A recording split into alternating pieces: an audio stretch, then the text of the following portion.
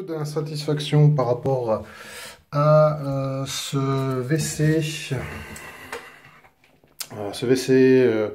Cet abattant de WC, on va dire électronique, qui, bon, pour le moment, je ne l'ai pas encore pu tester. Mon principal problème aujourd'hui, et là où je préfère prévenir tous les futurs acheteurs de ce système, concerne le système de raccord qui a été livré avec cet appareil. Je dirais pour une majorité de personnes, le système de raccord qui est fourni avec est plutôt intelligent, plutôt pas mal fait. Pour des clients qui avaient déjà prévu de mettre un WC, un abattant chauffant, électrique, nettoyant, les raccords fournis sont vraiment plus qu'embêtants, car vraiment pas adaptés dans cette pensée-là, ou incomplètement adaptés. Alors je parle de quoi? Je parle ici. Ici on a un système de tuyaux flexibles, très souples, très petits, très fins, qui prend la place. Ici c'est mon ancien modèle, qui remplace finalement le tuyau standard, le raccord classique, hein, qu'on retrouve dans la majorité des équipements sanitaires, on va dire. Voilà, donc là ça c'était le raccord avant que j'avais, qui allait donc directement sur un raccord de l'ancien WC, et qui était raccordé, puisque on savait qu'on allait en mettre en place directement sur le robinet d'arrêt, et donc directement sur son raccord. Ici, le problème, c'est que la société Siamp, basée à Monaco, ou respectivement la société Saniclean, fournissent avec un T. On voit ici, c'est cette pièce donc, qui va de là jusqu'ici, et le T qui va ici. Donc, tous ces éléments-là. Et le problème, alors premier problème que j'ai rencontré, c'est qu'ils ne fournissent pas un capuchon. Ils estiment que ici on est sur les WC standards, et donc du coup il nous faut obligatoirement que ce tuyau parte vers la cuvette, vers le réservoir d'eau. Moi j'en ai pas besoin parce que j'ai un réservoir intégré, donc moi j'avais déjà une arrivée d'eau qui arrivait. Donc déjà, premier problème, il est vraiment très stupide de ne pas fournir au moins un bouchon pour les clients qui, comme nous, ont déjà en réserve un tuyau avec la robinetterie.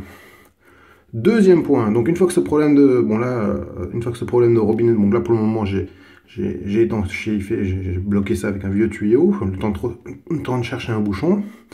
Maintenant que ce problème de bouchon est clôturé, j'ai ici ce tuyau là, donc où on est censé introduire, donc là je l'ai introduit au maximum, introduire le tuyau d'arrivée d'eau qui arrive donc dans la machine, dans l'abattant. Et le problème, c'est que quand on le met sous pression, je pense qu'on va le voir tout de suite. Alors là, je rouvre un tout petit peu le robinet, vous voyez que je l'ouvre vraiment très très peu pour limiter la pression. Et là,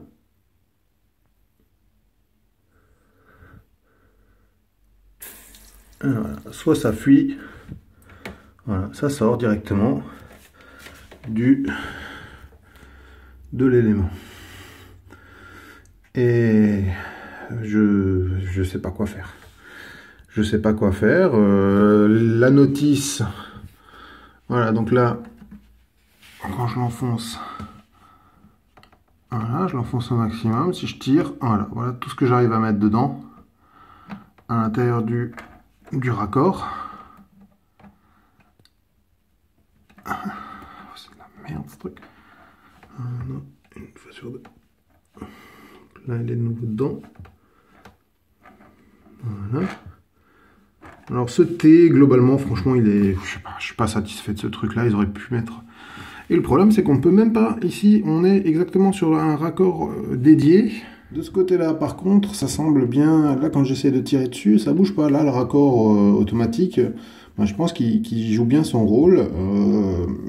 Quoique, même là, j'ai de l'humidité sur le doigt. Même ici, j'ai de l'humidité sur le doigt. Donc, franchement, si je n'arrive pas à trouver une solution À mon avis, ce truc-là, il est bien beau, il est bien design. Il est beaucoup plus compact que l'ancien modèle que j'avais qui avait les commandes sur le côté. Mais dans ces conditions d'utilisation, si on peut pas le raccorder, c'est n'importe quoi. Donc, et la notice, ben, que ce soit la notice anglaise ou la notice française, dans les deux cas, bah, ça ne sert à rien. Blablabla, sécurité, blablabla, ce que ça sait faire. Voilà, comment on raccorde?